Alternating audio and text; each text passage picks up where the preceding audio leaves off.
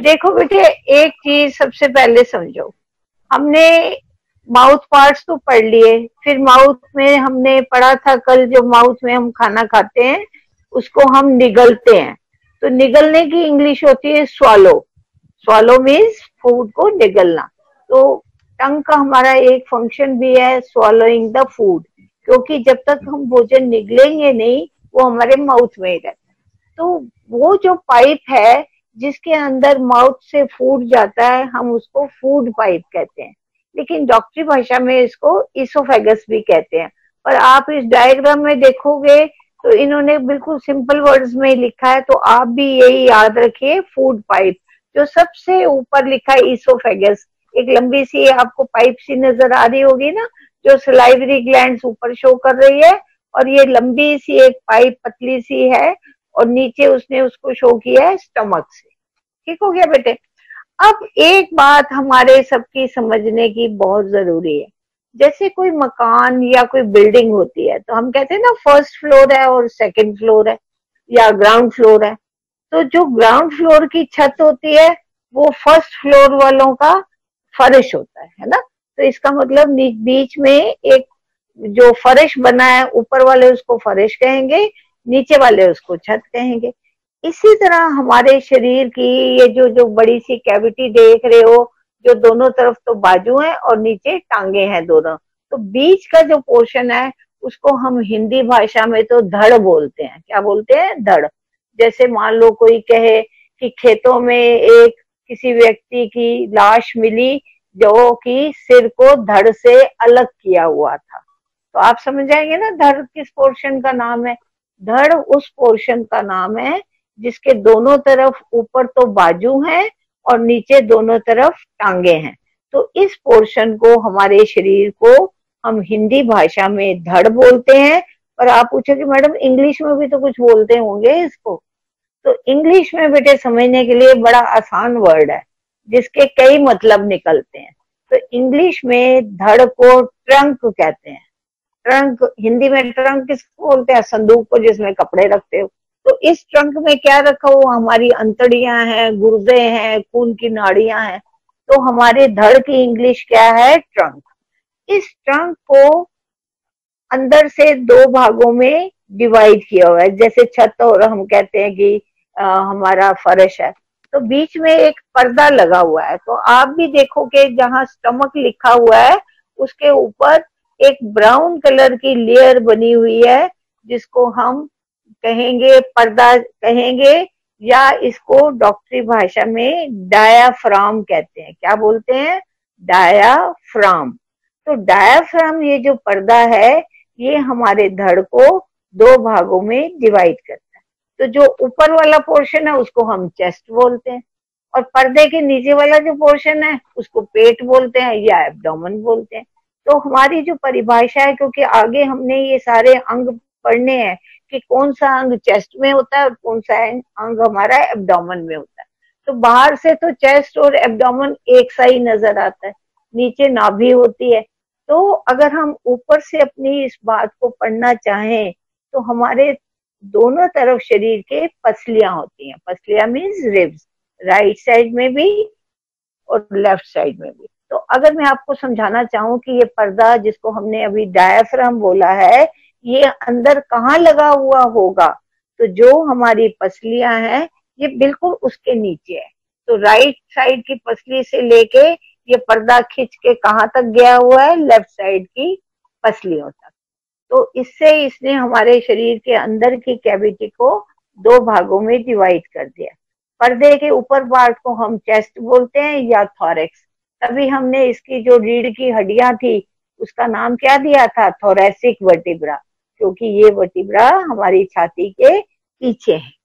और जो पर्दे के नीचे वाला पार्ट है उसको हम एब्डोमेन कहते हैं, यानी पेट। तो मान लो किसी के पेट में दर्द हो तो वो छाती पे थोड़ी हाथ रखेगा, तो कहाँ इशारा करेगा? नाभि के पास। तो पेट की इंग्लिश हमारी डॉक्टरी भाषा में एब्डोमेन है। ठीक है। तो जितने भी हमारे बेटे ये गुर्दे हैं, खून की नाड़ियां हैं, ये सारी एब्डोमेन में, अंतड़ियां खासकर, ये सारी किसमें होती हैं? एब्डोमेन में। और जो हमने खाना माउथ में खाया था वो किस में गया? फूड पाइप में। अब फूड पाइप से नीचे आएगा तो इसका मतलब ये हमारे डायफ्राम में दो तीन जगह सुराख करके पाइप नीचे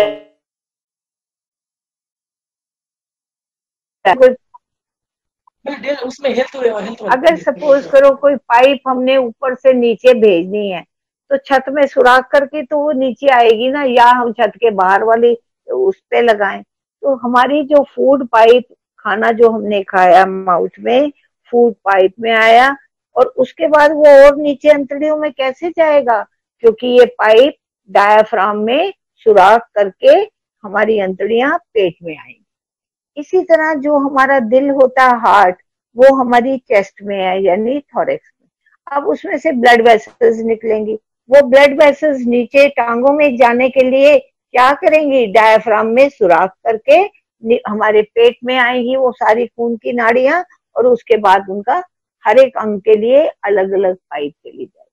तो ये बेटे मेरा समझाना इसलिए आपको बहुत जरूरी था कि हमारे शरीर का कौन सा अंग छाती में है यानी चेस्ट में है या थोरेक्स में है, और कौन से हमारे बॉडी के ऑर्गन्स एब्डोमेन में। तो इसलिए हमें डायफ्राम का पढ़ना बड़ा जरूरी है। तो now you can understand what is diaphragm. You can say diaphragm is a muscular layer, thin layer है which divides our body into two parts. The upper part is called chest and the portion which is below the diaphragm is called abdomen. ठीक है। And all the organs या food pipes या blood vessels या nerves, first of all they will come into the chest, then they will make a hole in the diaphragm and then it will come into the abdomen. Okay. So जो हमने भोजन का निवाला बेटे mouth में खाया था वो हमारी फूड पाइप में आया।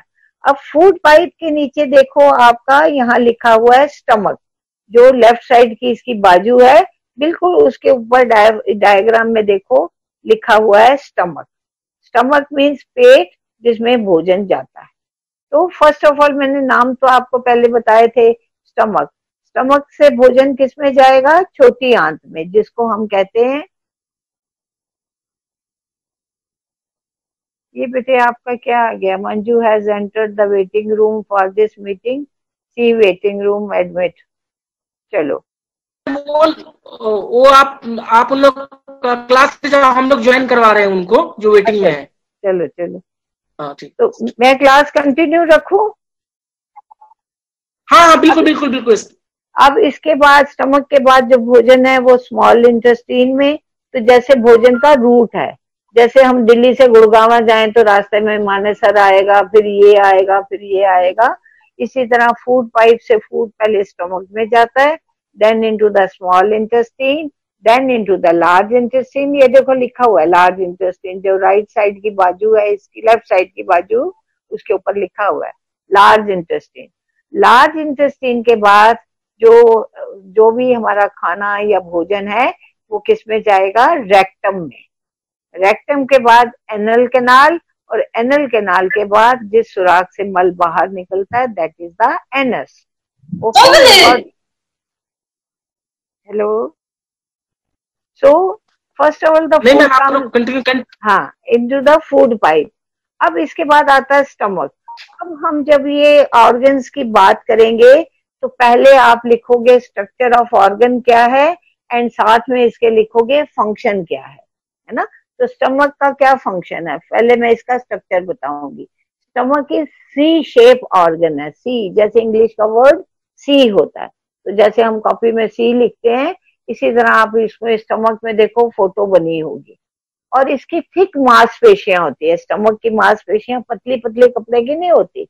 ये आप ऐसे समझ लो जैसे सड़क पे पानी डालते हैं, मशक जिसको हिंदी में बोलते हैं, वेरी थिक मसल, ठीक है, वेरी थिक मसल, जिससे कि हमारा स्टमक बनता है। और अंदर की इसकी जो लाइनिंग है वो स्मूथ नहीं है, अंदर की लाइनिंग स्टमक की स्मूथ नहीं है, बिल्कुल जैसे एक पेपर की सरफेस है, ऐसे नहीं है, उबड़ खाबड़ है, ऊंची नीची ऊंची नीची ऊंची नीची, अंदर की लाइनिंग इसकी इस तरह से बनी। तो आप कहेंगे मैडम ये स्मूथ क्यों नहीं है, क्योंकि जब फूड पाइप से फूड स्टमक में आएगा तो इसकी मांसपेशियां आपस में रगड़ मारती हैं, जैसे मथनी होती है। तो उससे क्या होगा, जो हमने पहले भोजन खाया था माउथ में, जो सलाइवा था उससे कार्बोहाइड्रेट्स तो थोड़े पच गए, अब हमारा सारा भोजन किस में आ गया, स्टमक में। तो स्टमक में क्या करता है, ये उस भोजन को और महीन पीसता है, इसको और बारीक पीसेगा। तो पीसने में वो यहाँ कौन, सिलबट्टा तो है नहीं अंदर, तो जो मांसपेशियां हैं, जैसे हम मथनी चलाते हैं ऐसे ये रगड़ मारता है, जिससे हमारे भोजन में से ताकत वाली चीजें एक तरफ हो जाती हैं और जो हमारे फाइबर्स हैं वो अलग। तो इसलिए स्टमक की मांसपेशियां बहुत थिक होती है। And what are the other things which are in the stomach. Stomach में 3 चीजें बेटे मेन है, होते तो बहुत कुछ है पर आपको 3 बातें याद करनी है। First is the acid. Stomach में क्या बनता है, एसिड। कौन सा acid, hydrochloric acid. First is the acid. Second, protein को डाइजेस्ट करने के लिए एंजाइम्स। तीसरा, जो हमारा कार्बोहाइड्रेट्स है, अनाज है, उसको डाइजेस्ट करने वाले एंजाइम।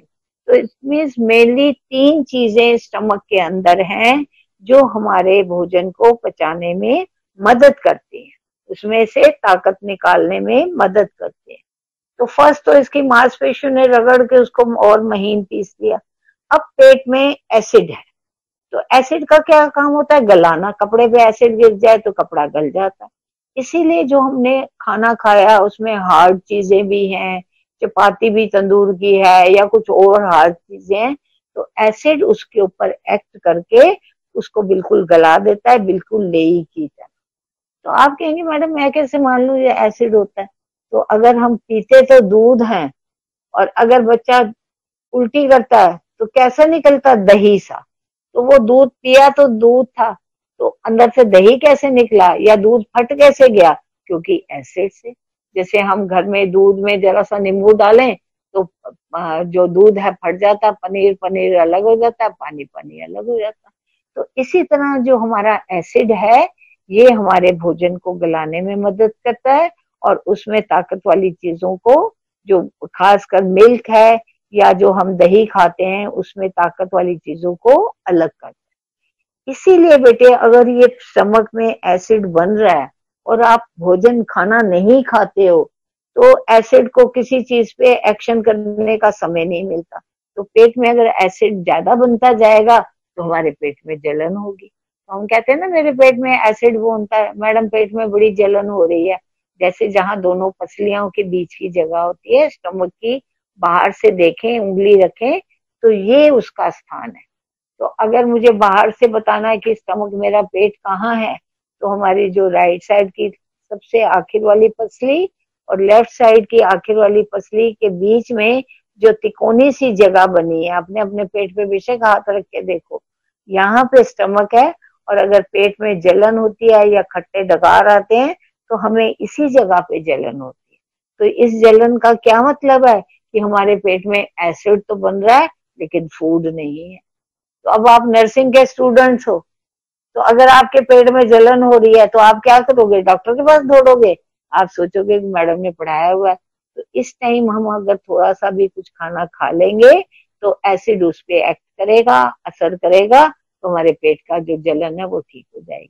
तो सबसे आसान कौन सी चीज है जो घर में आमतौर पे होती ही है, थोड़ा सा दूध, चाहे 2-4 चम्मच ही हो या 2-4 घूंट दूध पी लोगे तो पेट की जलन ठीक हो जाएगी। तो हमें जाके फीस दे के डायजीन की गोली या इनो साल जरूर खरीदने। घर में दूध है, 2 चम्मच दूध पी लोगे, पेट का तेजाब कम हो जाएगा, एसिडिटी ठीक हो जाएगी। या घर में आपके पार्ले जी बिस्किट रखा हुआ है, आधा बिस्किट खा लोगे, पेट की जलन ठीक हो जाएगी। तो देखो हमारी इस पढ़ाई से कितना फायदा हुआ। तो जो भी हमने बेटे भोजन खाते हैं उसमें 5 तत्व होते हैं। एक तो अनाज है ना, जिसको कार्बोहाइड्रेट कहते हैं। दूसरा प्रोटीन्स, जिसको हमें दालें कहते हैं या फली वाली सब्जियां कहते हैं। तीसरा क्या है, हमारा चर्बी, जो घी मक्खन तेल होता है। 3 चीजें तो ये हैं। चौथी क्या चीज है, हमारे विटामिन और मिनरल, खनिज पदार्थ और विटामिन। अब इन चीजों को पचाने के लिए हमें कोई ना कोई चीज एंजाइम की जरूरत है। तो पेट में जो एसिड बना था उसने प्रोटीन्स को या खाने कार्बोहाइड्रेट्स को गला दिया। अब जो दूध पिया था वो एसिड ने उसको फाड़ दिया। फिर कार्बोहाइड्रेट्स को हजम करने के लिए हमारे पेट में एंजाइम्स में जूसेस, और इसी तरह प्रोटीन्स को भी डाइजेस्ट करने के लिए जूसेस बनते हैं। तो अब एक चीज कौन सी रहेगी जो हमारी स्टमक में नहीं पची या उस पे उसकी पाचन क्रिया नहीं हुई? तो मैंने फैट का नाम तो नहीं लिया ना अभी तक।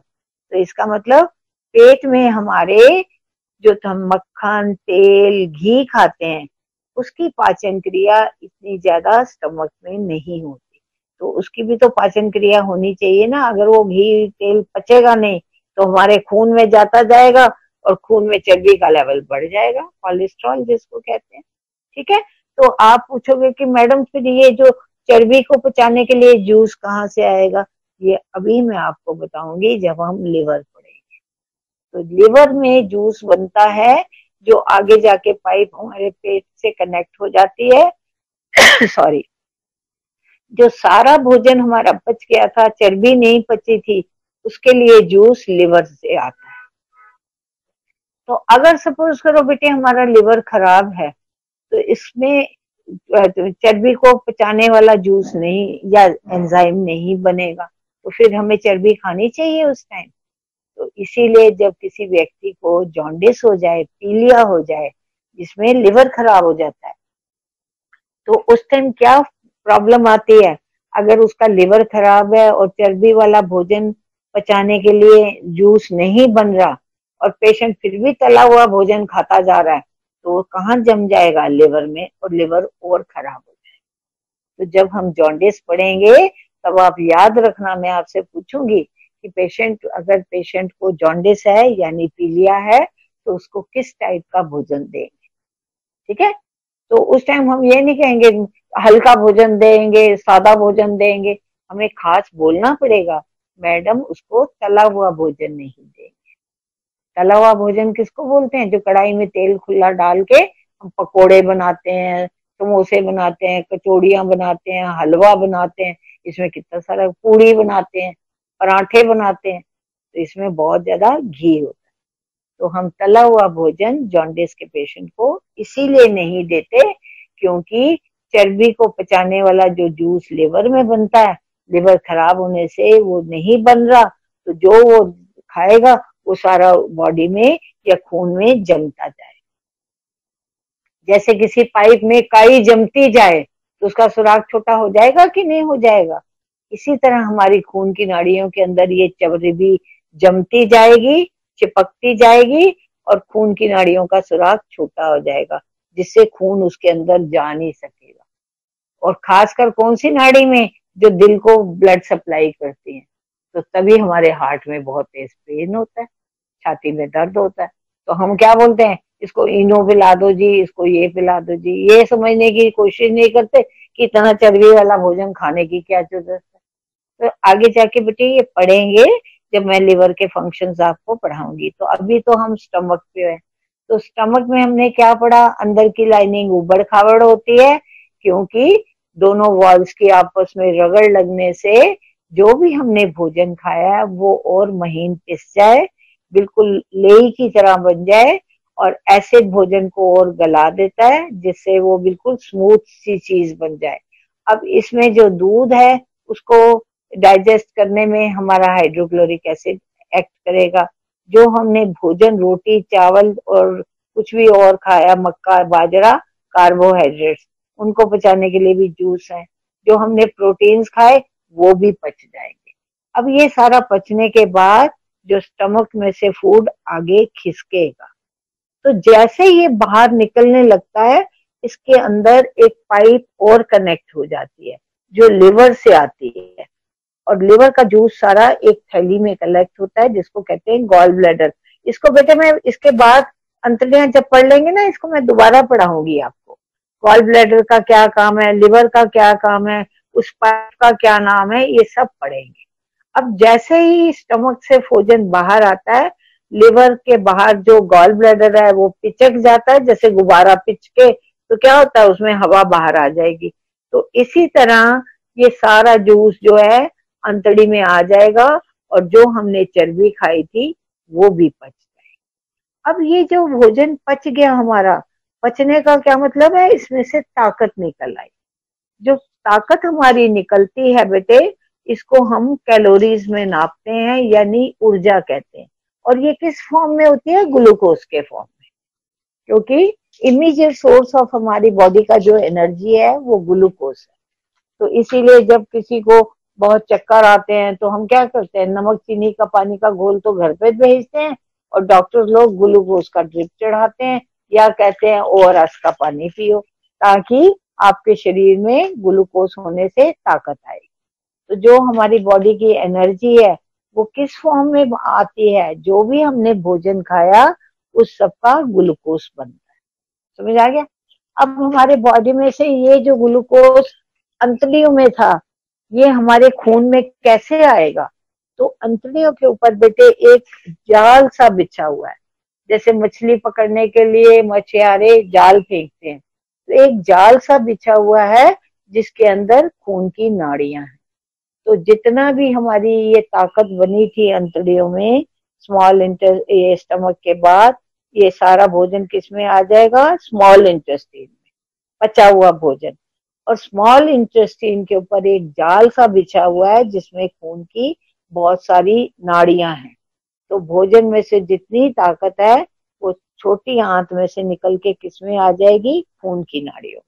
तो इसका मतलब स्टमक के बाद जो हमारी अंतड़ी आती है उसका क्या नाम है, स्मॉल इंटेस्टाइन। नाम तो इसका स्मॉल इंटेस्टाइन है, पर इसकी लंबाई बहुत ज्यादा बड़ी है। जैसे आप एक ऊन का गोला खोलो तो धागा कितना लंबा हो जाता है, पर जब आप उसको लपेट कर रखते हो तो थोड़ा सा गुच्छा बन जाता है। इसी तरह हमारी जो स्मॉल इंटेस्टाइन्स हैं, इनका सुराख बहुत छोटा है, और ये ऐसे लिपट के पूरे पेट को कवर करती हैं, जिससे कि इसके ऊपर जो जाल बिछा है वो इस सारे को एक गोले का रूप दे देती है। तो आप मेरे से पूछेंगे मैडम स्मॉल इंटेस्टाइन का सुराख छोटा क्यों है? क्योंकि छोटा होने से जो हमारा भोजन पच के आया था वो आस्ता आस्ता खिसकेगा, क्योंकि सुराख छोटा है। जैसे मान लो आप ये कहे वैष्णो देवी मंदिर जाते हो, तो गुफा कितनी छोटी है, तो एक एक करके आस्ता आस्ता निकलता है। ये एक एक करके किस लिए आस्ता आस्ता, क्योंकि जो भोजन हमारा पच गया है उसमें से जो ताकत बनी है वो आस्ता आस्ता खून की नाड़ियों में आ जाए। और अगर ये जोर से खिसक जाता तो अंतड़ियों को में से ये ताकत सोखने का खून की नाड़ियों को समय नहीं मिलेगा। और अच्छा एग्जाम्पल देना हो तो मैं आपको ये भी दे सकती हूँ। मान लो एक रेलवे स्टेशन है, तो गाड़ी पीछे से आ रही है, तो सारे पैसेंजर तैयार हो जाते हैं, भाई उतरने का समय आ गया, स्टेशन हमारा आ गया। पर स्टेशन पे अगर गाड़ी 2 मिनट भी ना रुके, जबकि उसने आधा घंटा रुकना था, तो क्या होगा, आधे पैसेंजर उतर जाएंगे, आगे अगले स्टेशन तक पहुंच जाएंगे। और अगर गाड़ी वहां आराम से रुकती है और सारे पैसेंजर आराम से उतर जाते हैं तो प्रॉब्लम नहीं आती है। इसी तरह हमारी जो अंतड़ियां हैं आस्ता आस्ता दबती हैं, ताकि उसमें से दबने से भोजन आस्ता आस्ता खिसकेगा भी, और उसमें जितनी ताकत बनी है, जो ऊपर खून की नसों का जाल बिछा है, ये सारी ताकत अंतड़ियों में से खून की नाड़ियों में आ जाए। तो जब खून की नाड़ियों में ताकत आ जाएगी तो इसीलिए हम जब खाना खा लेते हैं तो हमें शक्ति आती है। ठीक है। तो इसका मतलब स्मॉल इंटेस्टाइन का क्या काम है, तो जैसे हमने स्टमक के फंक्शंस बताए थे, भोजन को गलाना, प्रोटीन्स को डाइजेस्ट करना, कार्बोहाइड्रेट्स को करना, और लिवर के जूस का काम है कि फैट को डाइजेस्ट करना। इसीलिए स्मॉल इंटेस्टाइन के सामने एरो बना के निशान बना लो, भोजन में से ऊर्जा को सोखना, यानी जो हमने खाना खाया था उसमें से ताकत जो हमारे शरीर में ट्रांसफर होती है वो कौन सी अंतड़ियों के अंग से होती है, छोटी आंत, यानी स्मॉल इंटेस्टाइन। अब स्मॉल इंटेस्टाइन में से सारी ताकत हमारी उसमें आ गई, खून की नाड़ियों में। अब इसमें से क्या बचा, बाकी जो रेशे बचे थे, जैसे हमने भिंडी खाई, पालक खाई, जो फाइबर्स बचे थे, या हमने संतरा मौसम्बी खाई, जूस तो सारा उसमें चला गया, बाकी जो फाइबर्स वाला टिश्यू है वो रह गया। और एक चीज क्या रहेगी, पानी रह गया, जो हमने खाना खाते समय या और चीजों के साथ पानी के रूप में, जैसे चाय है, दूध है, फलों का रस, दाल, इन सब में पानी होता है। तो अब हमारे पास ऊर्जा या ताकत तो सोख ले गई, अब बाकी क्या चीजें रहेगी, waste material and water. Waste material in the form of fibres, तो जो रेशे हैं उनको हम फाइबर्स कहते हैं, तो उस वे में, और पानी के रूप में ये रह जाएगा। तो अब इन दोनों में से कौन सी चीज बते हमारे काम की है, जो फाइबर्स है और एक वाटर है, तो वाटर भी तो हमारे काम की चीज है। तो अब जो स्मॉल इंटेस्टीन से भोजन किसमें आ जाएगा, लार्ज इंटेस्टीन। तो अब लिखो लार्ज इंटेस्टीन। लार्ज इंटेस्टीन का पहले स्ट्रक्चर क्या है, इसकी लंबाई तो छोटी होती है किसके कंपैरिजन में, स्मॉल इंटेस्टीन, पर इसका सुराख बहुत बड़ा होता है, मतलब चौड़ा होता है। तो चौड़ा होने की वजह से, सुराख बड़े होने की वजह से हम इसको लार्ज इंटेस्टीन बोलते हैं, स्मॉल नहीं बोलते। क्योंकि घर में भी आप देखो, पानी की पाइप होती है, उसका सुराख छोटा होता है, और जब गटर की पाइपें बाहर डालते हैं बड़ी बड़ी, तो उसका सुराख कितना बड़ा होता है, क्योंकि इसमें से मल को या गंद को निकलना है। तो अगर वो गल की पाइप बिल्कुल पतली सी होगी तो सब कुछ तो फंस जाएगा, और जो पानी की तरह तरल चीज होती है वो छोटी पाइप में से भी निकल जाती है, जैसे स्मॉल इंटेस्टीन। तो लार्ज इंटेस्टीन इज, इसका जो सुराख है वो बहुत बड़ा होता है, but length is very small in comparison to small intestine. Small intestine की उपेक्षा लार्ज इंटेस्टीन की लंबाई कम होती है, but its hole is very big. Hole means सुराख, तो जिससे कि जो भी गंद था वो फटाफट खिसक जाए। हम ये थोड़ी चाहेंगे कि गंद हमारे पेड़ में जमा रहे, अगर वो गंद जमा रहेगा, इसी को ही तो कब्ज कहते हैं, कॉन्स्टिपेशन। क्योंकि the dust, this waste material is not moving, it is just staying there. Okay, तो लार्ज इंटेस्टाइन का स्ट्रक्चर तो मैंने बता दिया, length is very small in comparison to small intestine, but its hole is very big. And what is the function of large intestine? Its function is to absorb the water. Absorb means सोखना, to absorb the water and make the waste material solid form, in the solid form. तो आप कहेंगे madam ये थोड़ा कुछ समझ नहीं आ रहा, confusion है, इसको बेटे ऐसे समझ लो। आपके घर के बाद सफाई कर्मचारी आता है ना, नाली में कूड़ा होता है, तो वो कूड़ा जब निकालता है तो अपनी ट्रॉली में थोड़ी डाल के ले जाता है, फिर तो उसकी ट्रॉली पानी और कूड़े दोनों से भर जाएगी, और बड़ी जल्दी भर जाएगी। तो वो क्या करता है, कूड़े को निकाल के नाली के बाहर रख देता है, जिससे कि पानी सारा उड़ जाए और कूड़ा सूख के थोड़ा सा रह जाए। तो जो कूड़ा पहले गीला गीला था, अब पानी निकलने के बाद कैसे हो गया, सॉलिड हो गया, हार्ड हो गया, सख्त हो गया, और स्मॉल इन अमाउंट हो गया। Similarly the function of large intestine is to absorb the water first, to make the waste material small in amount and to make it in the solid form. ठीक है, तो ये large intestine का काम है। तो जो हमारा वेस्ट मटेरियल पानी एब्जॉर्ब हो गया, तो अब वो बिल्कुल थोड़ा सा रह गया। Now this waste material will go from large intestine into the rectum. Now write down what is rectum. Rectum बेटे एक डस्टबिन की तरह, it is just like a dustbin in which all the waste materials are collected.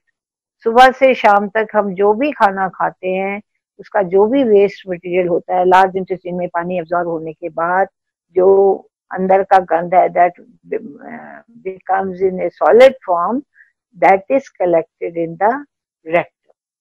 ठीक है, तो सारा दिन में हम कुछ कुछ खाते हैं, तो जो भी वेस्ट मटेरियल है उसमें इकट्ठा होता है, जस्ट लाइक ए डस्टबिन।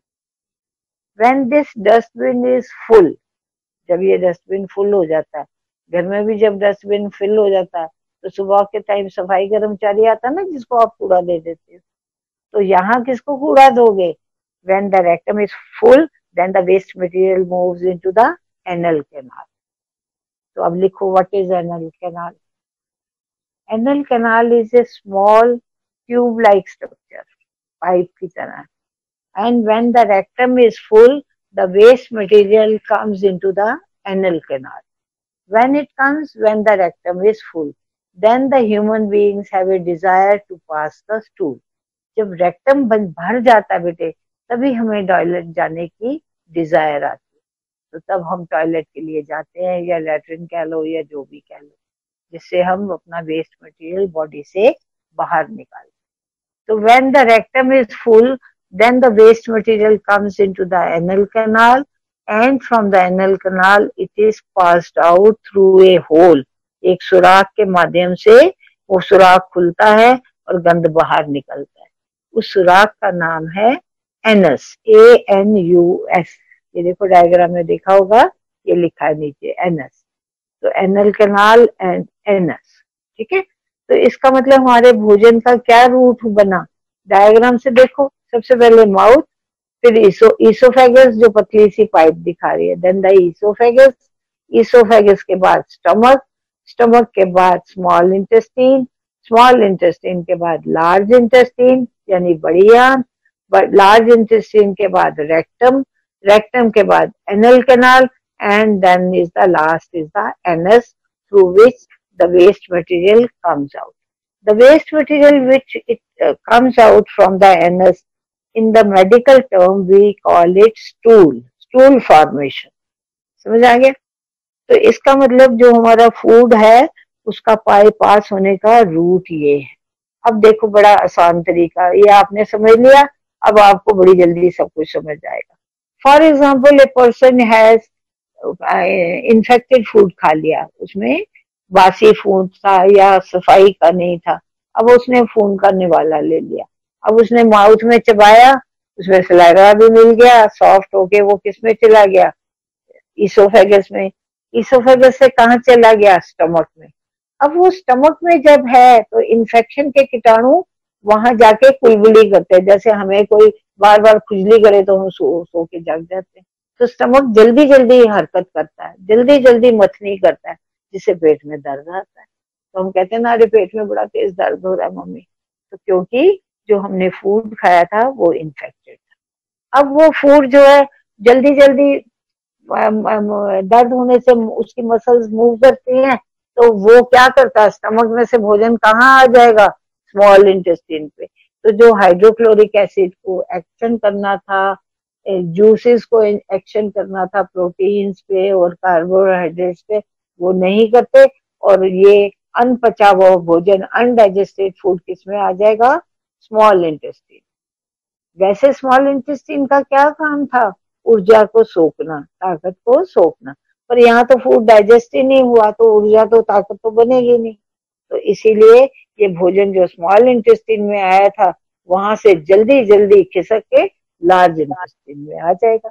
इसीलिए जब हमें लूज मोशंस होते हैं तो ऊर्जा सोखने का या ताकत सोखने का समय नहीं मिलता, इसीलिए हमें वीकनेस होती है. खाना तो खाया था पर उसमें से ताकत एब्जॉर्ब ही नहीं हुई, जो अंतड़ियों ने, स्मॉल इंटेस्टाइन ने उसको सोखना था, क्योंकि भोजन पचा ही नहीं. अब ये भोजन किसमें चला गया, लार्ज इंटेस्टाइन में. लार्ज इंटेस्टाइन का क्या काम था, पानी को सोखना, पर इस स्टेशन पे तो गाड़ी रुकी ही नहीं, यानी भोजन रुका ही नहीं. तो ये जो भोजन है हमारा, भोजन के साथ और पानी के साथ रेक्टम में खिसक जाएगा. तो जब ये पानी सोखना चाहिए था पर ये कहाँ चला गया, रेक्टम में, तो इसीलिए हमारे शरीर में पानी की कमी हो जाती है. अब रेक्टम बड़ी जल्दी भर गया, जो कि एब्जॉर्ब होने के बाद थोड़ा सा मल सॉलिड बनना था, वो बनने का समय ही नहीं मिला. तो ये गीला गिलाई जो भी भोजन हमने खाया था पानी के समेत किसमें पहुंच जाएगा, रेक्टम में. और नेचुरल जब इतना जल्दी रेक्टम में पानी से भी भरा हुआ वो पहुंच गया तो रेक्टम जल्दी भर जाएगा.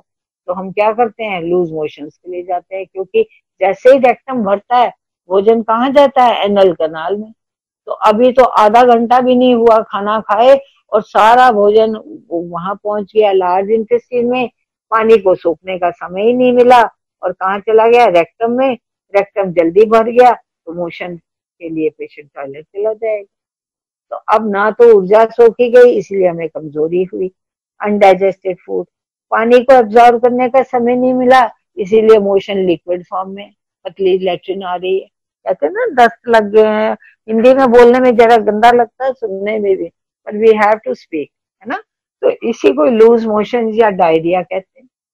डायरिया मीन्स जिसकी जो मोशन है बहुत पतला पास होता है पानी की तरह। अब ये जो मोशन पास हुआ तो इसमें तो भोजन भी नहीं पचा, इसीलिए हमें कमजोरी आ जाती है, मिनरल्स भी नहीं पचे, नमक चीनी का ब्लड प्रेशर भी लो हो जाएगा और शरीर में पानी की कमी हो जाएगी और पेट में भी दर्द आएगी।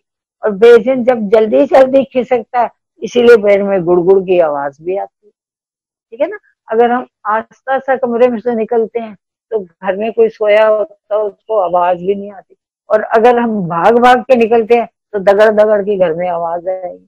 तो चोर भी कैसे करते हैं, आस्ता आस्ता खिसकते हैं। तो अगर हम तेज तेज चलेंगे तो आवाज आएगी, तो इसीलिए पेट में गुड़गुड़ की आवाज आती है। समझ आया सबको? सिंपल भाषा में, बहुत सिंपल भाषा में बेटे मैंने आपको समझाया। अब ये जो पाचन क्रिया की हमने बात करी बेटे, तो हमारा एक जो जूस था चर्बी वाला भोजन पचाने का, ये हमारा मेनली लिवर में बनता है। तो अब आप ये डायग्राम देखो, तो इसमें आपके राइट साइड की जो पसलियां होती हैं, राइट साइड की पसलियां, तो पसलियों के नीचे मैंने आपको डायफ्राम बताया था। तो जो लिवर है, पसलियों के नीचे जो डायफ्राम है उसके नीचे की सतह के साथ ये चिपका हुआ है। तो इसका मतलब लिवर कहाँ का ऑर्गन है, चेस्ट का नहीं है, ये एब्डोमेन का है, क्योंकि ये डायफ्राम के नीचे है, ठीक है, डायफ्राम से चिपका होता है। जैसे आप अपने हाथ की हथेली सी बना लो, तो ऊपर तो हड्डियों वाला पोर्शन आ गया, नीचे आपकी ये मुलायम वाली जिसको हम हथेली कहते हैं, तो ये इसके साथ लिवर की डायफ्राम की नीचे सरफेस के साथ चिपका होता है, ठीक है, नीचे की सरफेस। तो डायफ्राम जब ऊपर नीचे मुड़ता है, हम पढ़ेंगे डायफ्राम का बेटे और क्या काम है, डायफ्राम का बहुत इंपॉर्टेंट काम है। ये हमारा पर्दे की तरह है जो ऊपर नीचे होता है। जैसे वो कलाई वाले बर्तन नहीं करने आते, तो पंप से ऐसे करते हैं तो वो फूलता है, और नीचे करता है तो गैस निकल जाती है, जिससे हवा से भट्टी उसकी तेज जलती है। तो ये जो डायफ्राम है ऊपर नीचे होता है, इसका क्या काम होगा, रेस्पिरेटरी सिस्टम में पढ़ेंगे। फेफड़ों में हवा चलेगी तो फेफड़े फूल गए, हाथ में गुब्बारा फूलता है तो हम हथेली से पिचकाएंगे तो हवा निकल जाएगी, पर फेफड़े में अंदर से कौन उसको पिचका रहा है जिससे कि कार्बन डाइऑक्साइड बाहर निकले। तो अंदर कोई आदमी थोड़ी बैठा है जो फेफड़े को हवा अंदर भरती है तो फैल जाता है, और फेफड़ा जब सिकुड़ता है तो हवा बाहर निकल जाती है। तो फेफड़े को कौन सिकुड़ाता है अंदर, ये हमारा डायफ्राम। जब वो नीचे होता है तो फेफड़े में हवा भरनी शुरू हो जाती है, जब ये नीचे से ऊपर धक्का मारता है, ऊपर जाता है, तो फेफड़े को धक्का मारेगा तो गैस बाहर निकल जाएगी। तो इसका मतलब डायफ्राम का जो मेन फंक्शन है हमारा रेस्पिरेटरी सिस्टम में, तो जो हम सांस लेते हैं और सांस बाहर निकालने की प्रतिक्रिया डायफ्राम के माध्यम से होती है। तो लिवर कहाँ अटैच्ड है, ये हमारा डायफ्राम से अटैच। तो अब आप सोचो, कई बार डॉक्टर कहते हैं ना इसका लिवर बढ़ गया है, अब वो पसलियों के नीचे है तो मैं महसूस कैसे करूं पसलियों के नीचे, तो मैं क्या कहूंगी, पेशेंट को कहूंगी लंबा सांस ले। तो लंबा सांस लेने से क्या होगा, फेफड़ा सारा फूल जाएगा, तो फूलेगा तो क्या करेगा, डायफ्राम को नीचे धक्का मारेगा, तो तब मैं लिवर को फील कर सकती हूँ। वैसे हम लिवर को अपना हाथ रख के महसूस नहीं कर सकते जब तक कि उसका साइज बड़ा ना हो जाए या उसमें कोई बीमारी ना हो जाए। नॉर्मल लिवर को हम महसूस नहीं कर सकते कि ये कहाँ है।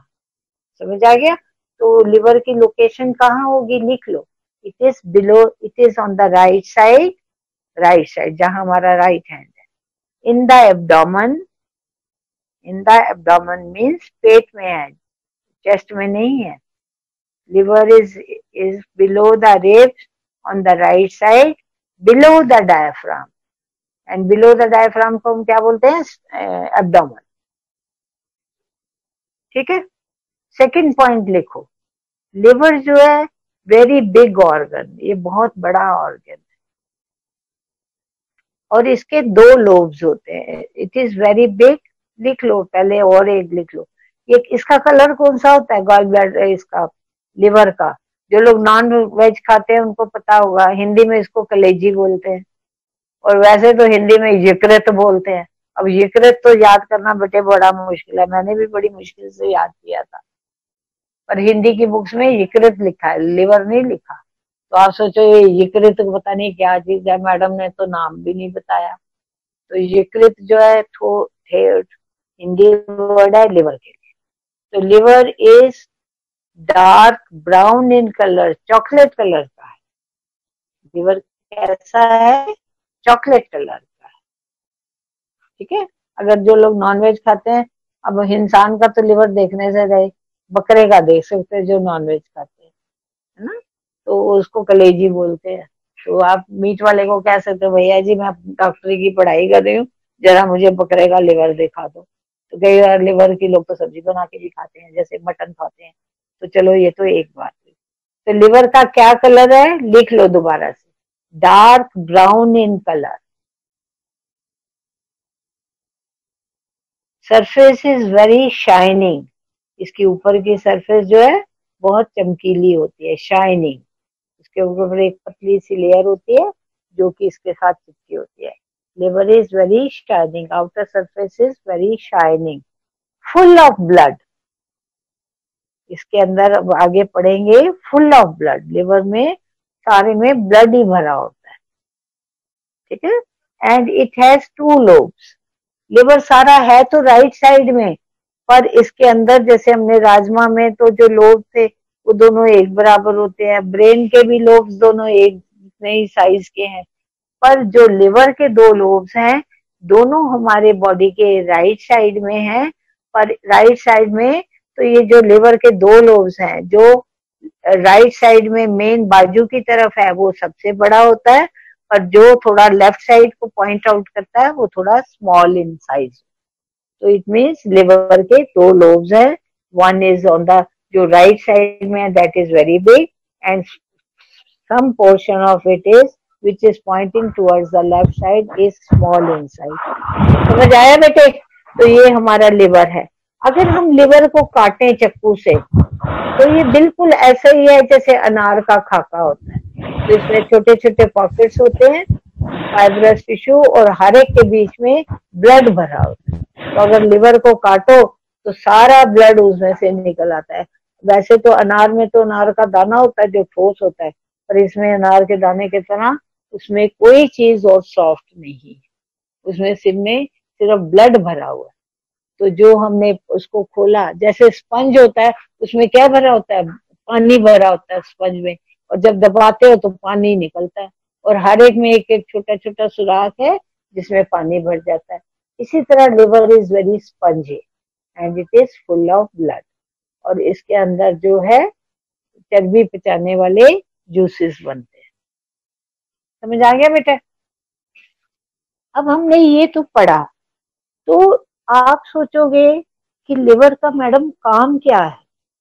तो काम तो लिवर के बेटे 10, 12, 15, 20 हैं, पर आपके लेवल में पढ़ने के लिए 4 पॉइंट से अगर ये याद कर लो तो बहुत है। तो एक, भूख लगाने वाले जूस बनाना। हम कहते हैं ना मेरे बच्चे को डॉक्टर साहब बिल्कुल भूख नहीं लगती, इसका तो शायद लिवर खराब हो गया है ना। भूख लगाने वाले जूस बनाना। तो भूख लगने वाली के लिए इंग्लिश का कौन सा वर्ड है? एपिटाइट। क्या वर्ड है? एपिटाइट। एपिटाइट मीन्स भूख। तो कहते हैं ना I have very poor appetite, मतलब मुझे भूख नहीं लगती। He has very good appetite, एक टाइम में 4 चपाती खा लेता है। तो एपिटाइट वर्ड किस चीज को डोनेट कर रहा है या किस चीज को बताता है? हमारी भूख को, कि हमें भूख लगती है तो हम खाना खाते हैं, बिना भूख के तो बेदिलासा खाना खाते हैं, अरे बस चबा के खा लो किसी तरह। मम्मियां भी कई बार डांटती हैं, बच्चे गुस्सा करते हैं, मुझे तो भूख नहीं, रोटी कैसे खाऊं? ठीक है ना। तो पहला है भूख लगाने वाले जूस बनाना। अब हमने खाना खा लिया, अब उसको पचाना भी तो है। सेकंड पॉइंट, भोजन को पचाने वाले जूस बनाना। कौन सा वाला भोजन बेटे अभी हम पढ़ के आए हैं? फैट वाला, चर्बी वाला भोजन। तो चर्बी वाले भोजन को पचाने के लिए जो जूस है वो कहाँ बनते हैं? लिवर। तो अगर किसी का मान लो किसी वजह से लिवर खराब हो जाता है तो ना तो उसको भूख लगेगी, और जबरदस्ती उसने पराठा या हमने कुछ खिला दिया तो उसको पचेगा नहीं, और जो घी मक्खन खाया था लिवर में और जम जाएगा और लिवर और खराब हो जाएगा। समझ आ गया बेटे? तो 2 पॉइंट्स तो ये हुए। तीसरा पॉइंट क्या है बेटे, जैसे हमारे शरीर में ब्लीडिंग होती है, उंगली मान लो चक्कू से कट गई तो थोड़ी देर तक ब्लीडिंग होगी, उसके बाद अपने आप बंद हो जाती है। तो ब्लीडिंग बंद करने के लिए जो सामान चाहिए, ब्लीडिंग कंट्रोल करने के लिए जो सामान चाहिए, जिसको हम डॉक्टरी भाषा में फैक्टर्स बोलते हैं, क्या बोलते हैं? फैक्टर्स। ब्लीडिंग कंट्रोल कराने वाले फैक्टर्स। फैक्टर्स का मतलब जो जरूरी सामान, वो कहाँ बनते हैं? लिवर में बनते हैं। ठीक है? तो ब्लीडिंग कंट्रोल, कोई पूछे कि लिवर जो ब्लीडिंग कंट्रोल करने वाला सामान है वो कहाँ बनता है? That is in the liver. ठीक है, समझ आ गया? जैसे मकान बनाने के लिए हमें रोड़ी मिट्टा ईंटा तो चाहिए, पर जब तक सीमेंट बजरी वो नहीं होगा तो क्या ईंटें जुड़ेंगी आपस में? नहीं। तो ब्लीडिंग को कंट्रोल करने के लिए जितना सामान है वो लिवर में बनता है। समझ आ गया? अब इसके अलावा इसका एक फंक्शन और है बेटे, हमारे शरीर में जब हम पढ़ेंगे तो 10वीं में शायद आपने पढ़ा होगा, 3 तरह के कण होते हैं, लाल कण, रेड ब्लड सेल, दूसरा व्हाइट ब्लड सेल्स, तीसरा प्लेटलेट्स। तो इस समय थोड़ा समझाने के लिए, हमारे शरीर में रोज थोड़े से रेड ब्लड सेल्स टूटते हैं और रोज ही उतने नए बनते हैं। तो जब वो टूटेंगे रेड ब्लड सेल, तो उसके अंदर का जो लाल रंग सा निकल रहा है ऑरेंज कलर का, वो टूटने के बाद कहाँ जाएगा? हमारे ब्लड में ही रहेगा। तो ये ब्लड जब हमारे लिवर में जाता है तो लिवर इस रंग को छानता है। ठीक है? तो अगर सपोज करो मेरे 10 सेल्स टूटे तो मेरे 10 सेल्स का रंग निकल के आएगा, और अगर मेरे 20 सेल्स टूटते हैं तो 20 सेल्स का रंग निकल के आएगा, मतलब ज्यादा निकल के आएगा। 40 टूटेंगे तो और ज्यादा निकल के रंग आएगा। तो अगर रंग ज्यादा रेड ब्लड टूट रहे हैं तो हमारे बॉडी में जो ब्लड है उसमें रंग भी ज्यादा आएगा, इसीलिए हमारा शरीर पीला पीला लगता है, और इसी को ही पीलिया कहते हैं। तो पुराने जमाने के लोग क्या कहते थे? इसका रंग बड़ा पीला पीला हो गया, इसका खून जो है पानी बनता जा रहा है। पानी मीन्स रेड ब्लड सेल्स टूटते जा रहे हैं, इसी को ही हम पीलिया कहते हैं। तो नॉर्मल मेरे में भी आप में भी रोज टूटते हैं, और वो टूटे हुए रंग कहाँ जाता है? लिवर में। तो लिवर उस रंग को छान के, जब हमारे जूसेस बाहर आए थे उन्हीं के साथ ये अंतड़ियों में रंग को डाल देता है। समझ आ गया? तो अब आप कहोगे मैडम ये तो बड़ी अजीब सी बात आज आप मुझे बता रहे हो। बेटे घर में करके देखना, एक दिन आप सिर्फ दूध पियो, दही खाओ, वो भी व्हाइट है। दूध कैसा? व्हाइट है। 2-4 केले भी खा लेना, वो भी व्हाइट है। पर जब टॉयलेट जाओगे लेट्रिन, वो ब्राउन इन कलर होगी, व्हाइट नहीं होगी। क्योंकि ये जो येलो कलर का कलर था रेड ब्लड सेल्स के टूटने से, ये लिवर ने छान के हमारी अंतड़ियों में डाला, इसीलिए हमारे मोशन का रंग या हमारे स्टूल का रंग ब्राउन इन कलर। और अगर ये रंग उसमें ना डले अंतड़ियों में, तो जो खाना हम जिस रंग का खाया था उसी रंग की लैट्रिन आएगी। तो ये बहुत बड़ा इंडिकेशन आज मैंने आपको समझाया है। आप कहेंगे मैडम ये क्या इंडिकेशन है? एक पेशेंट कहता है कि डॉक्टर साहब मेरे ना सीधे हाथ की पसलियों के नीचे बड़ा दर्द होता है, और एक बात मैंने मैडम दो नोट की है, 2-4 दिन से ना मेरा जो मोशन है, स्टूल पास करता ना, व्हाइट इन कलर है, या ऐसे लगता है जैसे चिकनी मिट्टी होती है, गाची मिट्टी की तरह है। पहले तो ब्राउन मोशन होता था, तो आज उसका मोशन व्हाइट क्यों हो गया? क्योंकि जो रंग उसने लिवर ने छान के अंतड़ियों में डालना था वो नहीं डला, क्योंकि पाइप में छोटी सी पथरी आ गई। तो पथरी आने से क्या हो जाता है? पानी का बहाव रुक जाता है। तो अब रंग जो है वो लिवर में से छन के बाहर तक तो आया, पर पाइप, तो ये मुझे किस बात का संकेत देता है? इसकी पित्त की थैली में पथरी है, जिसको हम गॉल ब्लैडर स्टोन्स कहते हैं। तो आप कहोगे अरे मैडम तो बड़ी अंतर्यामी है, मैंने तो इसको कुछ बताया भी नहीं, और मैडम ने तो फट कह दिया कि इसको पित्त की थैली में पथरी है। डॉक्टर ने भी अल्ट्रासाउंड में तो बताया था, पर मैंने तो मैडम को ना तो रिपोर्ट दिखाई है ना बताया, मैडम ने पता नहीं कैसे पहचान ली। मैंने कैसे पहचाना? क्योंकि आपने ही तो कहा मुझे व्हाइट स्टूल होता है। तो व्हाइट स्टूल कब होगा? जब आपने उसमें रंग नहीं डाला। जैसे दूध है तो दूध तो सफेद ही रहेगा ना, अगर रूह अफ़ज़ा डालोगे तो अभी तो गुलाबी होगा ना। जितना रूह अफ़ज़ा ज्यादा डालते जाओगे उतना वो ज्यादा लाल होता जाएगा। तभी जो है जिसको ज्यादा पीलिया होता है उसका पेशाब भी बहुत पीलिया आता है, खाल का रंग भी बहुत पीला हो जाता है, आंखों में भी बहुत पीला आ जाता है। तो ये पीला रंग हमें किस चीज को डोनेट कर रहा है, क्या चीज बता रही है कि इसके रेड ब्लड सेल्स ज्यादा टूट रहे हैं। तो हमें इसका कुछ नाम तो रखना पड़ेगा ना, ये थोड़ी कहूंगी सेल टूट रहे सेल टूट रहे। इसका नाम है बिली रूबिन। बिल्ली दूध भी जाती है, याद रहेगा बिल्ली। रूबी लड़की का नाम होता है, तो आप याद करने के लिए क्या कहोगे? बिली रूबिन, बिली रूबिन। तो अगर मुझे कोई कहे कि मैडम आप तो डॉक्टर हो, मेरे बच्चे का रंग बड़ा पीला पीला लग रहा है, तो पीला रंग तो खून की कमी से भी हो जाता है। मुंह पे मैं हल्दी मल लूं, बटना मल लूं तो भी रंग मेरा पीला हो जाएगा। तो कैसे पता चलेगा कि पीलिया है कि नहीं? मैं अपना ब्लड टेस्ट करा लूंगी। तो अगर ब्लड में बिलीरुबिन का लेवल, लिख लो बेटे ये, अगर ब्लड में बिलीरुबिन का लेवल 1 मिलीग्राम से ज्यादा हो, कितने मिलीग्राम से? 1, गिनती होती है ना, 1 2 3 4, 1 2 3 4, अगर 1 मिलीग्राम से ज्यादा है तो इस व्यक्ति को पीलिया है।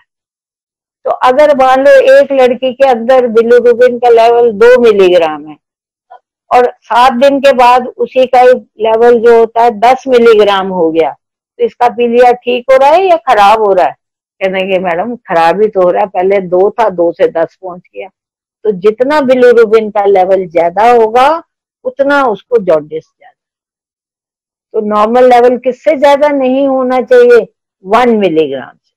तो मैं लेबोरेटरी वाले को कहूंगी भैया जी ये ब्लड टेस्ट कर दो, तो उसको कहेंगे इसका सीरम बिलीरुबिन, उसको सिर्फ यही कह दोगे इसका बिलीरुबिन टेस्ट कर दो।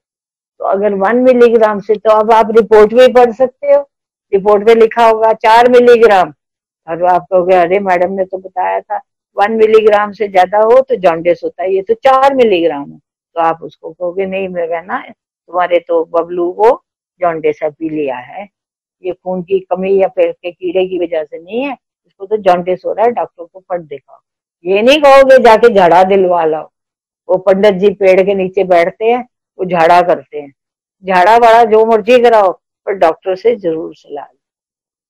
तो जब हम जॉन्डिस पढ़ेंगे तो ये सारे टेस्ट पढ़ेंगे।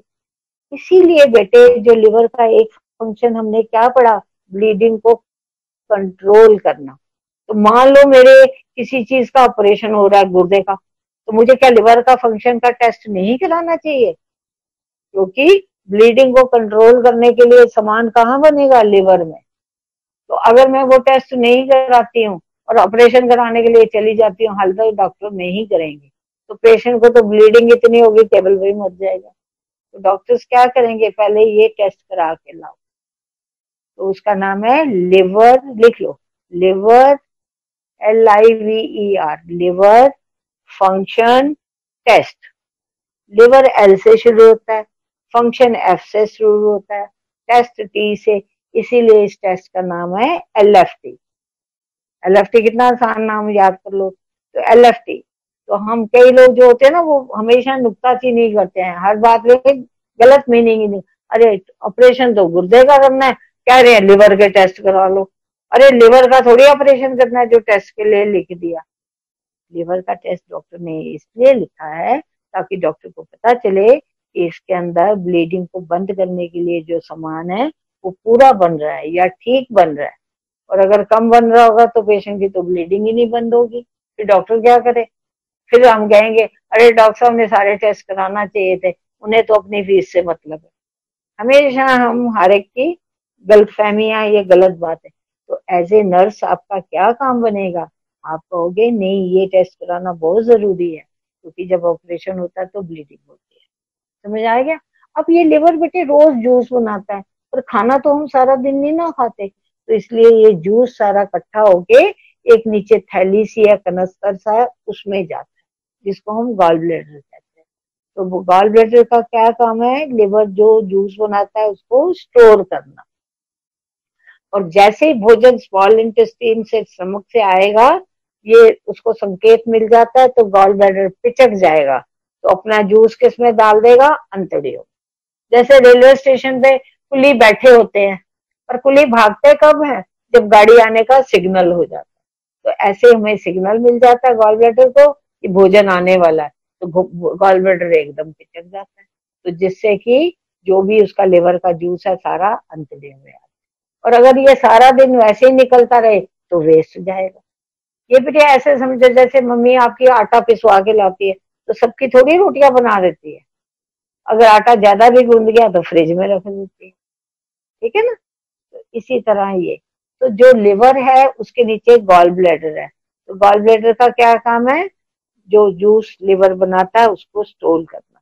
तो इसका कुछ नाम भी तो रखेंगे ना, जो जूस जूस हम करते जा रहे हैं, इसका नाम है बाइल जूस। लिवर जो जूस बनाता है उसका क्या नाम है, bile juice, BILE, bile juice. लिख लो अब, बाइल जूस कैसा होता है, dark green in colour, dark मैंने गाढ़ा, ग्रीन मैंने हरे रंग का, जैसे मेहंदी पिसी हुई होती है, चिपचिपा, मेहंदी भी चिपचिपी होती है ना, तभी हम तार बना के उसकी लगा लेते हैं। तो dark green in colour, thick, thick means गाढ़ा, स्टिकी चिपचिपा, एंड वेरी बिटर, बिटर मैंने कड़वा। तो कई बार हम तेल वाला खाना खा लेते हैं तो बड़ा कड़वा सा डकार आता है, कानों में भी मिर्ची सी लगने लगती है, बड़ा अनकंफर्टेबल। या कई बार हम खाली पेट ब्रश करते हैं तो हरे रंग की सुबह उल्टी होती है, तो वो क्या चीज है, बाइल जूस, ठीक है। तो bile juice is green in colour, thick, sticky, and very bitter in taste. तो ये गॉल ब्लैडर में इकट्ठा होता रहता है, और जैसे ही भोजन स्मॉल इंटेस्टाइन, स्टमक से स्मॉल इंटेस्टाइन की तरफ जाने लगेगा, गॉल ब्लैडर हमारा पिचकता है। तो गॉल ब्लैडर बेटे कब पिचकता है, जब भोजन आने वाला होता है या हम भोजन खा लेते हैं। और अगर हम खाली पेट होंगे तो गॉल ब्लैडर कैसा होगा, भरा हुआ होगा, वो फिर पिचकेगा नहीं। तो ये हम अब 3 बजने वाले, क्लास खत्म होने का मेरे ख्याल समय आता जा रहा है। अब क्वेश्चन लिख लें लड़कियां जल्दी से, ठीक है। What is the function of stomach,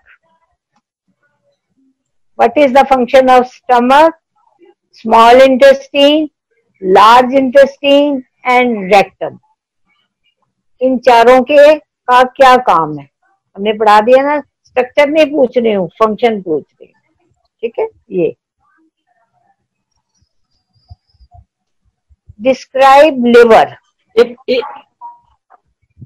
function of these organs, function of following organs, first is the stomach, second is the small intestine, next is the large intestine, and next is the rectum। इनके नाम लिख के इनका क्या क्या काम है सिर्फ आपने वो लिखना है बस।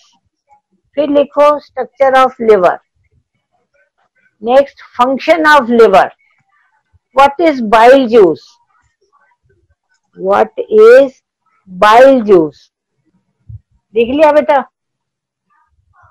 What is bile juice and what is gall bladder. अब बेटे इसमें से नेक्स्ट क्लास में मैं थोड़ा ये क्लैरिफाई कल की क्लास में करूंगी।